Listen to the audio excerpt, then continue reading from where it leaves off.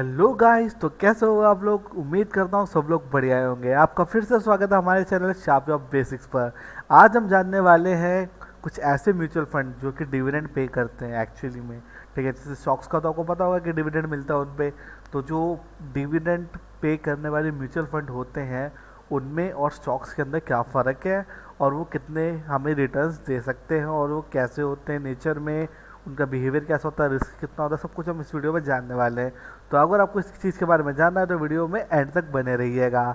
और उससे पहले अगर आपने हमारे चैनल को सब्सक्राइब नहीं किया तो चैनल नीचे लाल कलर का बटन आ रहा होगा सब्सक्राइब का, उसको दबाएं और बेल आइकन को ज़रूर दबाएं ताकि आपको लेटेस्ट वीडियोस की नोटिफिकेशन मिलती रहे।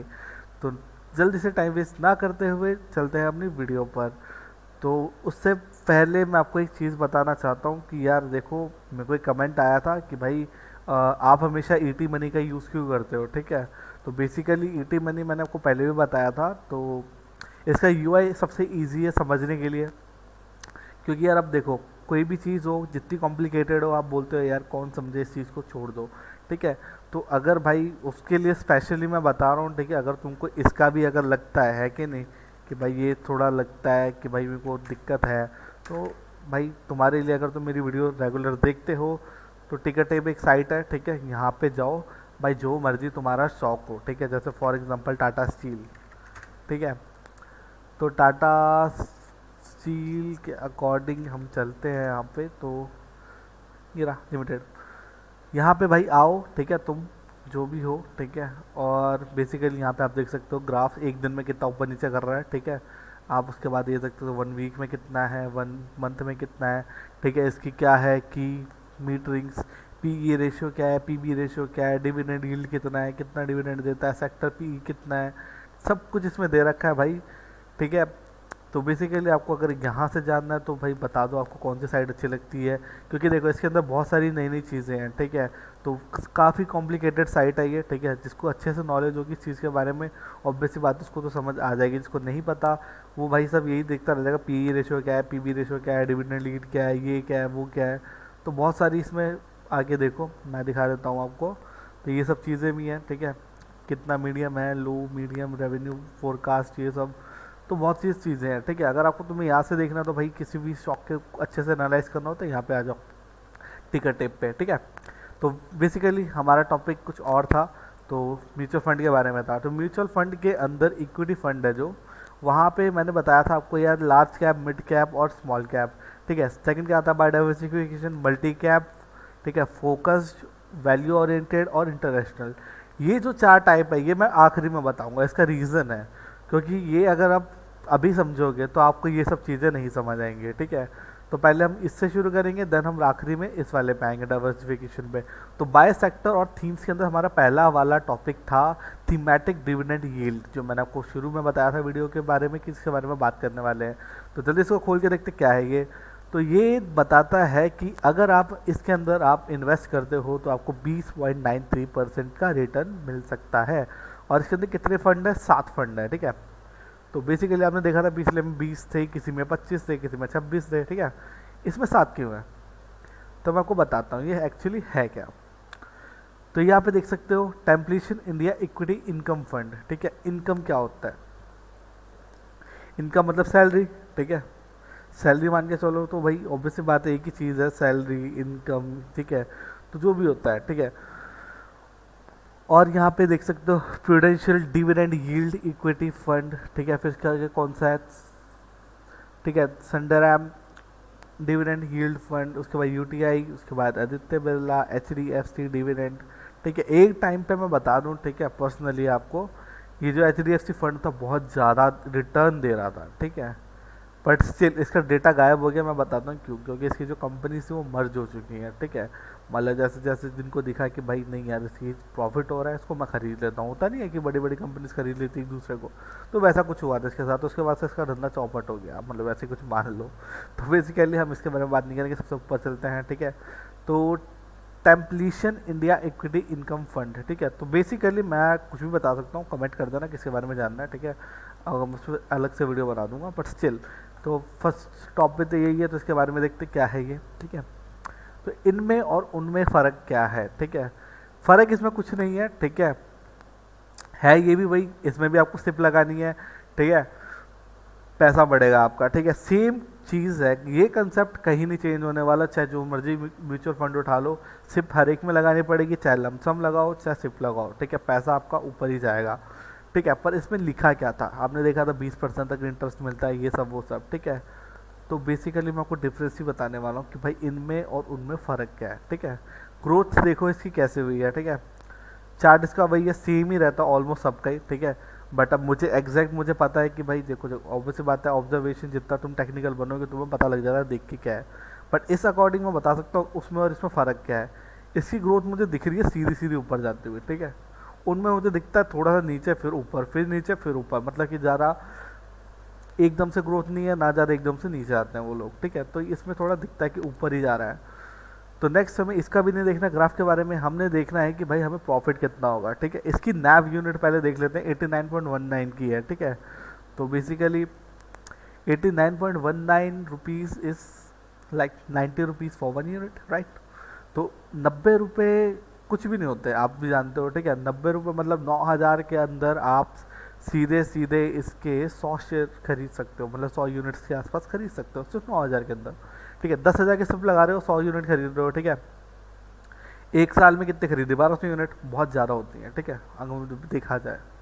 तो नेक्स्ट हम इसके बारे में बात करेंगे, ठीक है, अलग से एक बहुत लंबी वीडियो आएगी उसके अंदर बात करेंगे कि भाई यूनिट्स में और इसके फ़र्क क्या है।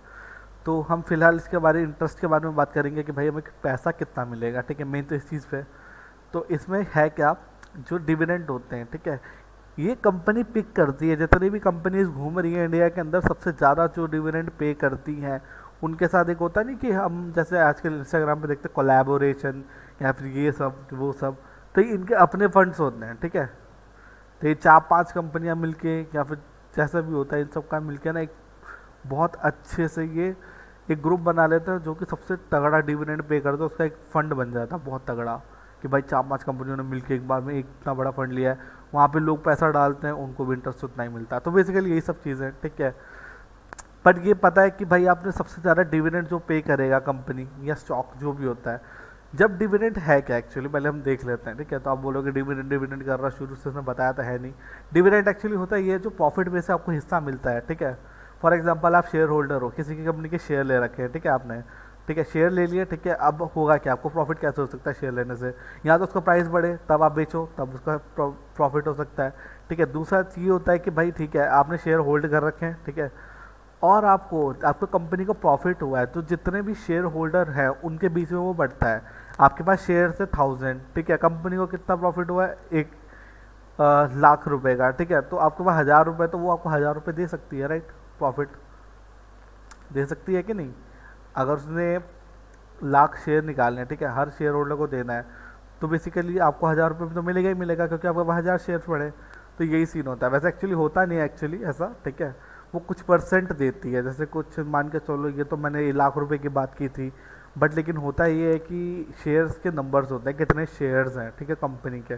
फॉर एग्जांपल, ठीक है, मैं रियल एग्जांपल लेता हूँ, 10 करोड़ शेयर कंपनी ने 1 करोड़ किए, चलो ठीक है 1 करोड़ ले लेता है मिनिमम, 1 करोड़ शेयर कंपनी ने इशू किए, ठीक है, लोगों ने खरीद लिए, ठीक है, कंपनी को प्रॉफिट हुआ 100 करोड़ का, ठीक है।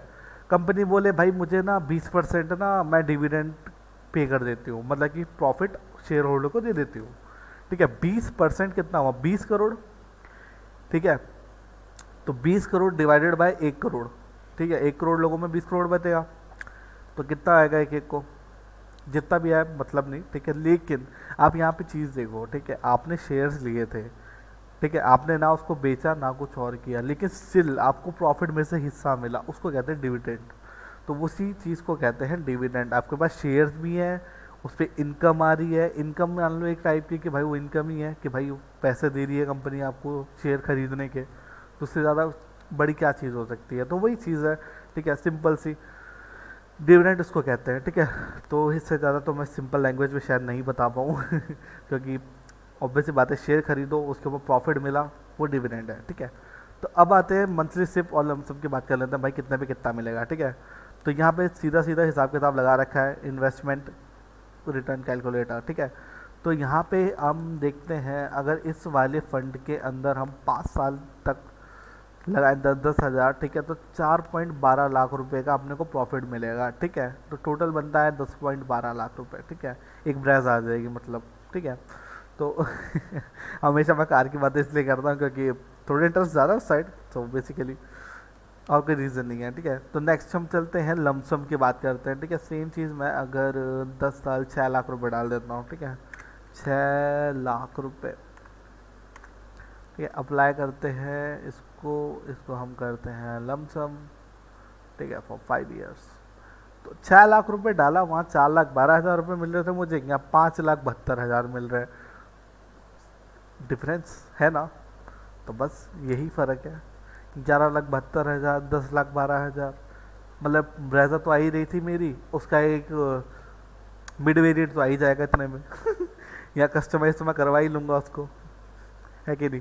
तो मतलब बेसिकली यही सब चीज़ें, तो 1-1.5 लाख रुपए का फ़ायदा हो जाता है लमसम और तुम्हारा मंथली सिप के अंदर। तो बेसिकली इसमें इतना ही प्रॉफिट हो रहा है, ठीक है। 5 लाख रुपए 6 लाख के ऊपर मिल रहा है, मतलब ऑलमोस्ट आपको 80% के ऊपर तक का रिटर्न मिल रहा है, ठीक है, 5 साल के अंदर। तो आपको क्या चाहिए इससे ज़्यादा, और क्या मतलब मांगते हो दुनिया से। तो भाई ये इतना तो कोई एफडी भी नहीं देती, एफडी करा के देख लो 6 लाख रुपए की 5 साल के लिए, कुछ नहीं मिलेगा आपको, ठीक है। तो सेम चीज़ है, ठीक है। सिनेरियो रिस्क यहाँ पे मैं सही बताऊँ तो बहुत कम होता है, ठीक है, क्योंकि जो भी कंपनी चूज़ करती है एक्चुअली में, ठीक है, इसको अगर देखोगे ना रिस्कोमीटर को, तो भाई तुम, सही बता रहा हूँ, आपको इससे पता ही नहीं लगेगा, आपको ये हमेशा लाल ही रहता है अगर देखा जाए, ठीक है। इसका मतलब इसका यही है कि भाई ये ना बहुत एक छोटी सी यूनिट से भी और एक बहुत बड़े अमाउंट से सबको कंपेयर करके बताता है, इसलिए इसका रिस्क हाई रहता है, ठीक है। तो मैं बता देता हूँ एक्चुअली है क्या। अगर आप लगा रहे हो, सोच रहे हो कितना सा थोड़ा सा पैसा लगा दो, ठीक है, करोड़ों की कंपनी में, ठीक है, 10-15 लाख रुपए लगा भी दिए, तो ऐसी थोड़ी कंपनी आपको 10-15 लाख रुपए लेके भाग जाएगी, उसको पता है भाई मैं 42 करोड़ रुपये पड़ा है, मैं क्या करूँगी 10-15 लाख का, ठीक है। तो होता ये है कि आपने लगाया पैसा, ठीक है, आपको पैसा मिलेगा ही मिलेगा, क्योंकि देखो ऑब्वियस सी बात है, इतनी बड़ी कंपनी है, ठीक है, उनको इतना प्रॉफिट हो रहा है, वो मार्केट से क्यों हिलेंगे, कहीं पे कहीं नहीं जाएंगे। तो सबसे सेफ यही है कि भाई डिविडेंट वाले में लगाओ, ठीक है। वैसे भी, ठीक है, आपको सबसे ज़्यादा प्रॉफिट मिलने वाला है यहाँ पे, ठीक है। इसके अंदर बस इस वाली वीडियो में इतना ही है, क्योंकि बस मैंने इसमें यही बताना था कि मंथली सिप क्या है और लमसम में कितना अमाउंट मिलता है, कितना इंटरेस्ट मिलेगा। पर आपने एक चीज़ नोटिस की होगी, ठीक है, लार्ज कैप्स, ठीक है, मिड कैप और स्मॉल कैप, इन तीनों की नैब यूनिट देखी थी आपने कहीं, 100 रुपये से ऊपर थी, इसकी देखो ज़रा कम में, यही फ़र्क है, ठीक है। और से इससे ज़्यादा आपने नोटिस नहीं की थी, मैंने इसलिए नहीं बताया शुरू के अंदर क्योंकि मैं सोचा सरप्राइज़ है, चलो आखिरी में बताएंगे क्या सीन है। तो ये सस्ती है एक्चुअली, ये वाली म्यूचुअल फंड की स्कीम जो है बहुत सस्ती है।